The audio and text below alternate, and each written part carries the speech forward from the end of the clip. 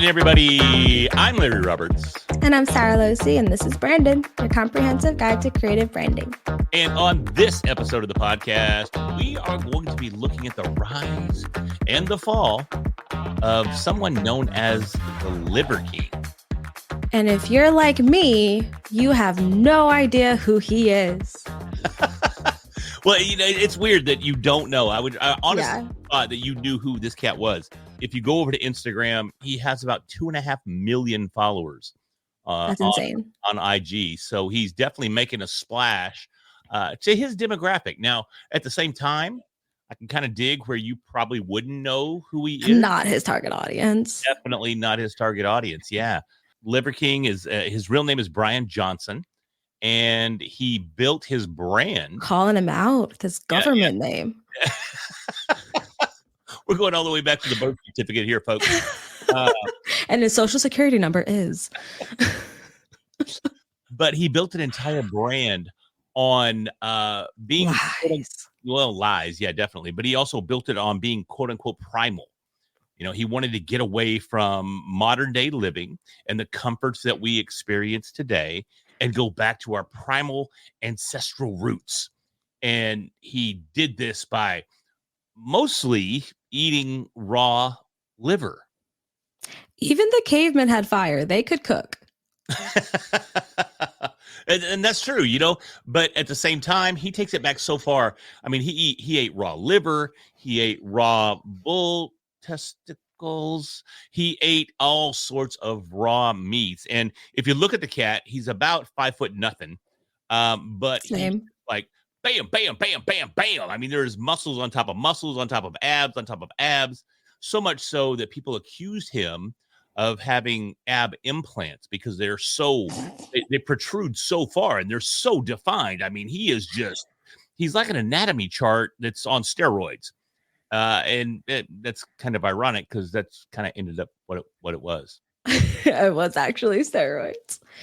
It makes me like, you know, Hannah Gadsby, the comedian? Yes. She talks about the like paleo diet and gets really angry about it because it's like, do you know what the paleo people ate like back then? I don't know. No, we don't. Okay. We weren't there. Why does he assume back in the day they ate raw liver? Like, where does he get that information? Yeah, I don't know. He came up with this entire brand that surrounded these 9 ancestral tenets. And I don't know all the tenets. I didn't buy into his hype.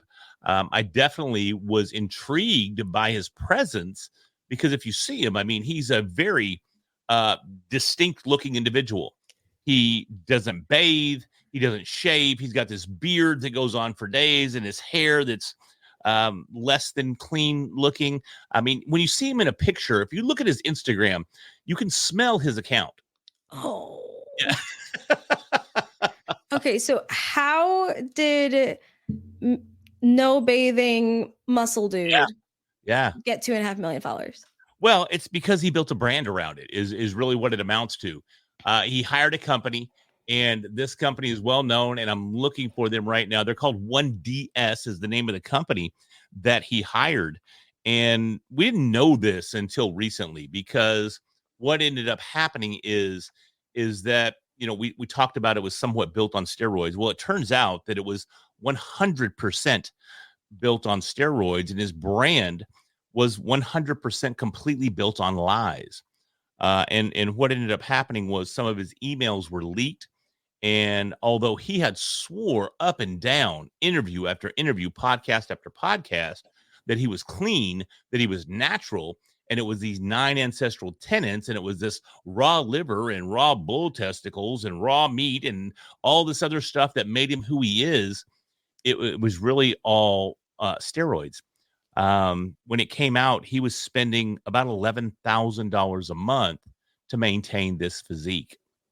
And that's where it gets a little scary. And that's why we're talking about it here on Branded, is because he literally built his brand on lies. None of it was real. It was all a facade. And it's still, even today, he definitely took a hit when it came to his social media. and he was exposed, and he had to come out and do the traditional, "Oh, I'm sorry, I didn't mean to lie to you." He had to come back and try to build things back up, and he's still got a following.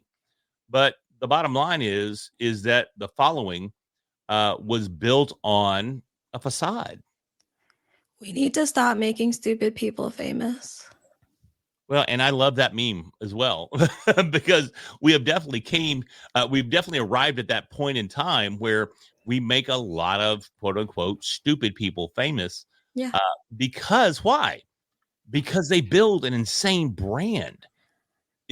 All these people, whether it's, and I'm not even the slightest, honestly, Jake Paul fan, but he's built an amazing brand. Definitely not a Liver King fan, but he built an amazing brand. Not really a Joe Rogan fan, but he built an amazing brand.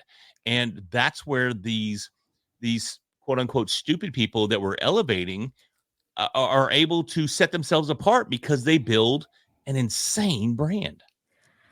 See, the thing that I don't get with this is, I mean, you and I, we know personal branding, live and breathe, eat, sleep, personal branding. Sure. And personal brands have to be built on authenticity.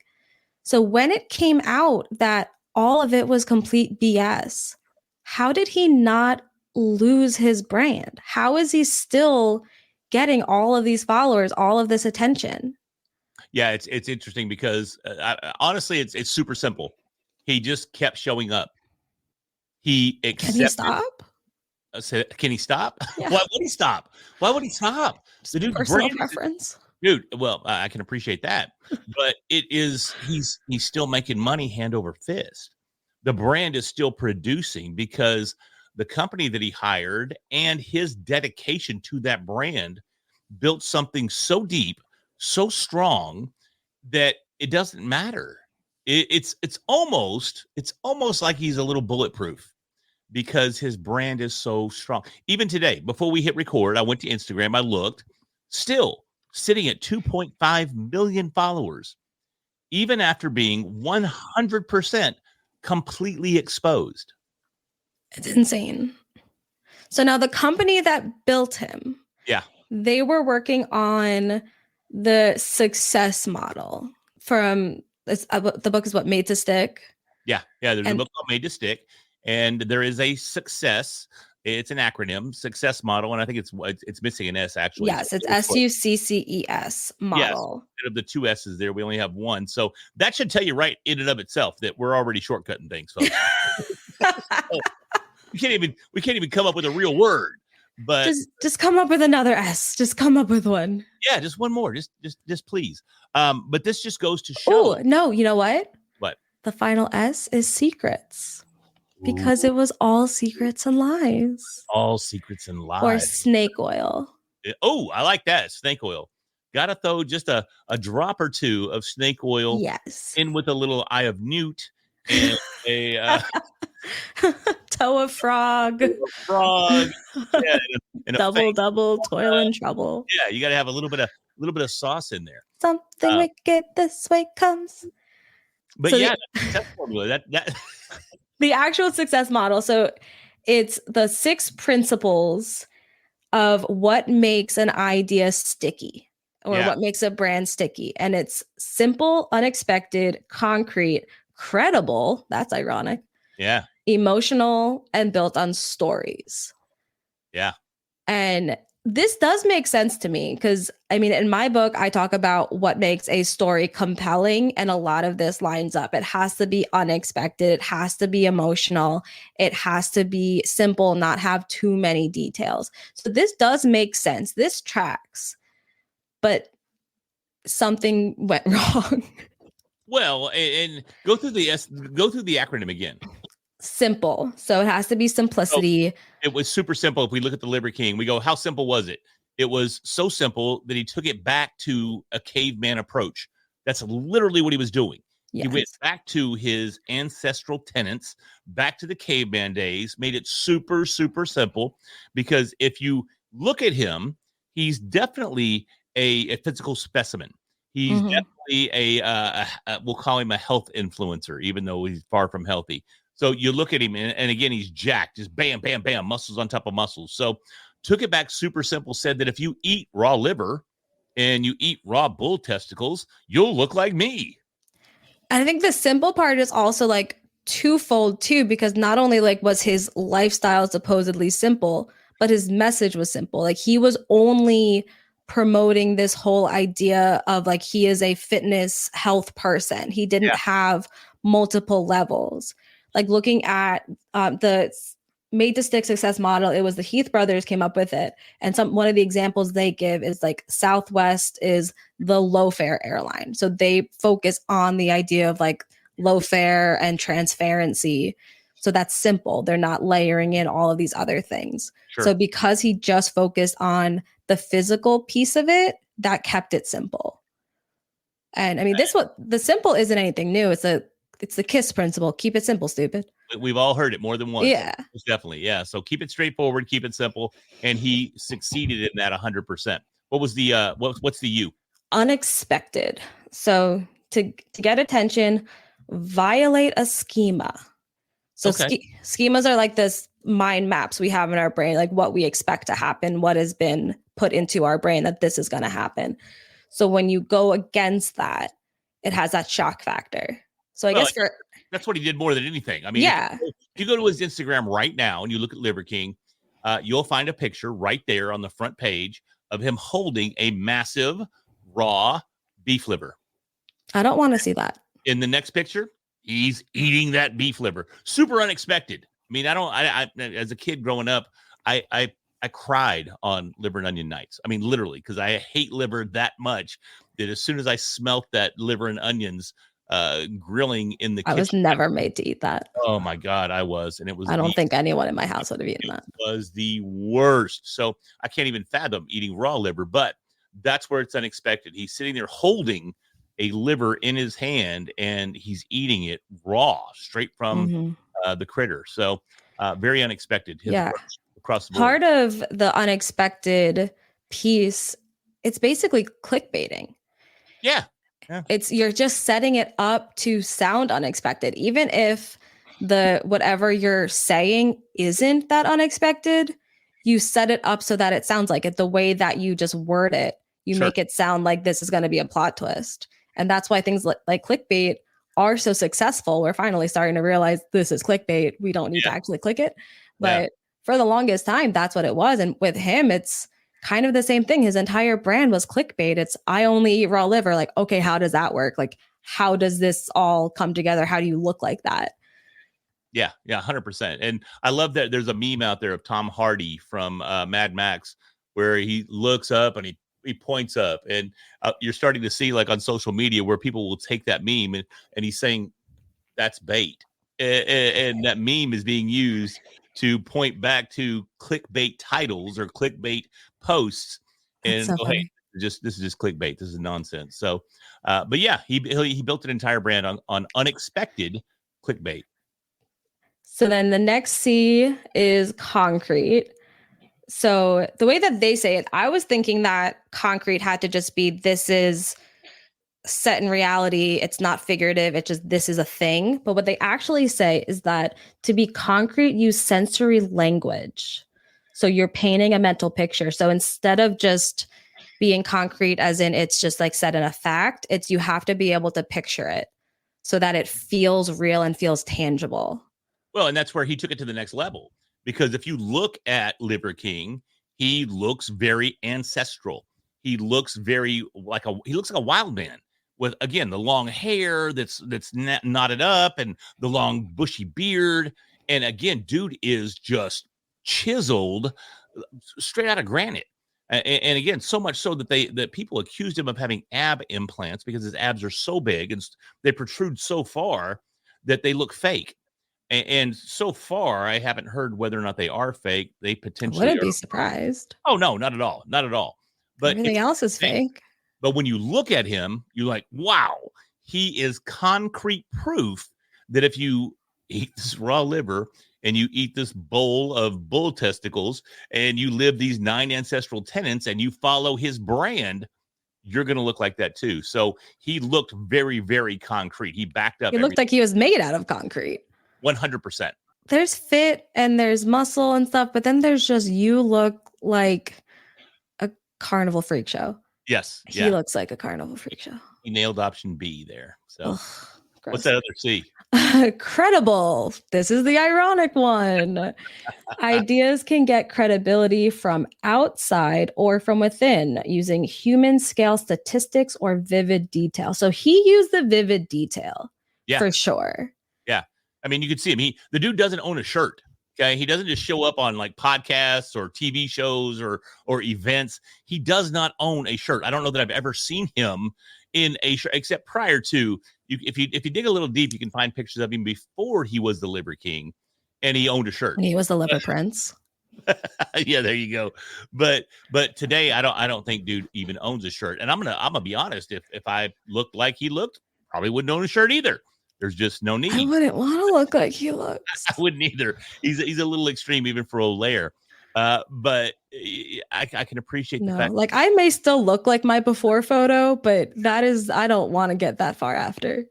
Well, and that's the thing too, is that, he went on all these shows, he went on TV shows, he went on podcasts, and he swore up and down that he achieved this look by following his 9 ancestral tenets and by living out his brand. And well, that just wasn't quite the case, but he went out of his way to build up as much credibility as possible and to get everybody, all of his primals, which is what he called his community. Anybody in his community is called a primal. So he got all of his primals on board by constantly reinforcing the fact that he was credible, by constantly reinforcing the fact that he was legitimate, that he was clean, and that he was doing this by eating the diet that he proposed and exercising the way that he exercised. Nonsense.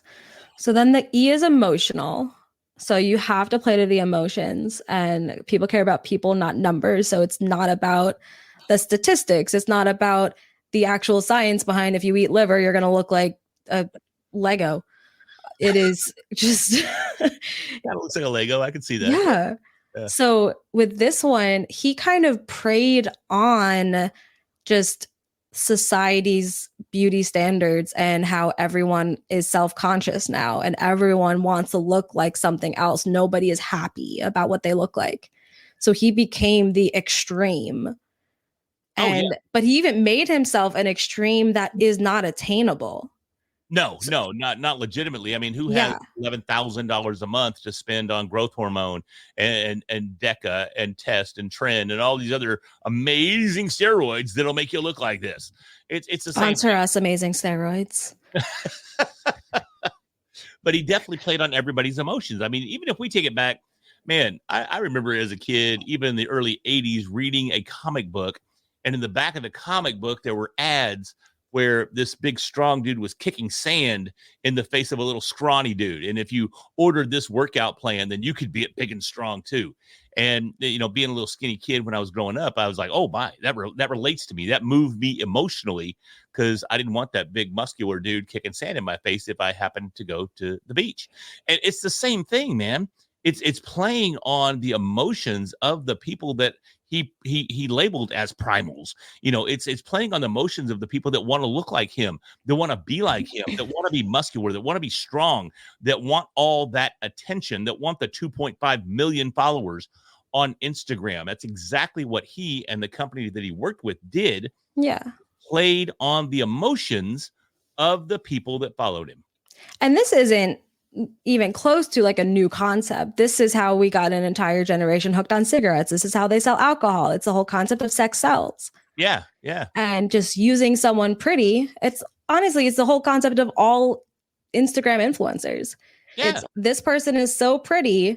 This person is so cool. I'm going to buy their sunglasses because then I'll be cool.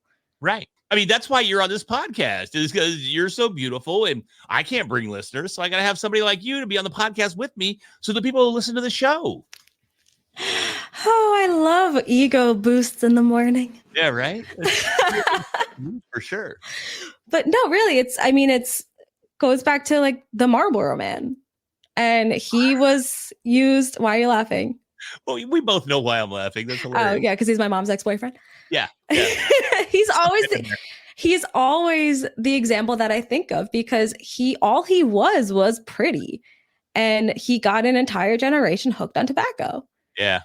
And yes, he dated my mom in the 70s. And then yes, he later died of respiratory failure.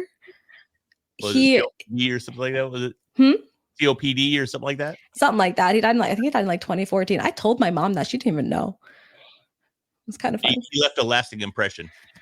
It was a long time ago. Yeah, it's a minute ago, or two ago. But that really is, it's basically the number one principle of how people sell things in modern advertising. It's all just goes down to sex sells. Yeah. Yeah. So, and it worked for him. He's a sexy beast. I don't think so. Yeah, probably not. Probably not. No, a beast, yes. Yeah, you nailed it with beast for sure. All right. So more beast than beauty. What's that one singular S? Final is stories, and this one I stand behind. You have to tell stories. Yeah. And the way that they say it is stories drive attention through simulation, which is what to do, and inspiration, which is the motivation to do it. And I agree with this, but I think it goes past that. It's not just telling you what to do and how, but it's the connection that it drives. Because relate, right? Yes, you need to be able to relate to it, and stories are what form connections between people. Our brains are wired to connect to stories. Well, and that's where he was so successful, was that he told stories that allowed people to relate back to him. Because if you think about it, it's extremely difficult to relate to somebody that looks like he looks, because he looks superhuman. It's difficult to relate to someone that eats raw organs. It's not something that I could even fathom doing. But at the same time, I was always intrigued by him because of the fact that he was building such an insane brand on these principles. And it really blew me away. But he had great stories to go along with it. He tied his community back to being primals. He tied his entire approach back to, through stories, back to our ancestors, back to the cavemen, back to how they lived life and got away from technology and embraced nature and embraced meat and rawness and just being primal again. So he had all these stories to tie all of that together that brought people to him and obviously captured their attention and obviously sold them on his brand. See, that's really interesting because you actually answered a question I was about to ask. Okay. Which, when we tell stories, the idea is to bring out these shared experiences, because shared experiences are how we connect. If we know that this person has been through something we've been through, they can understand us, we feel that connection. But there's really nothing about him that is shared experiences. I've never eaten raw liver. I don't look like you can play the xylophone on my abs. Like, there's nothing that relates. So what he had to do was find a common thread. And because he was so ridiculous, his common thread had to go back thousands of years, because one of the basic things that everyone has in common is that we did come from like the cavemen and like the Neanderthals and all of that. Like, that is our common thread. Neanderthals? Neanderthals. Neanderthals? Yes, that's how you pronounce it. No, the H is silent. It's Neanderthals. Oh. I took a archaeology paleontology class, I promise. It's true. I knew you were going to comment on it though. Yeah, I have to. Yes, but that was how far back he had to go to find that common factor, because everything else in the present for him was BS. Yeah. That's so interesting. Yeah, man, he's an interesting cat for sure, and it's been interesting since he's been exposed, how he still tried to tie these stories in and bring it all together to recover from his exposure, and still maintain that brand.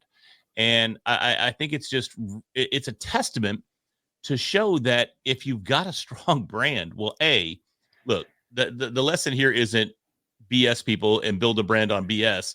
The lesson here is be honest and build your brand based on the success principle, but with truth involved. But at the same time, I think it's an excellent demonstration of, even if You take his route and build your house on the sand of lies, that with a strong story and a strong brand, you still have a bit of an opportunity to recover. I mean, he's struggling. He doesn't have quite the following that he had, but Yeah, I mean, only 2.5 million. only 2.5 million on Instagram right now. That's only Instagram. I didn't do the homework to find out where he's at on every platform. Oh, But Lord. still doing 2.5 million over there. It's insane. I'll never understand. But I mean, even like when talking about the different things that go into personal branding, one of them is the know, like, trust factor. Yeah. And you need to get people, let them get to know you and get them to like you and then get them to trust you. So they felt like they know him, they felt like they liked him, and then they felt like they trusted him. He lost that trust.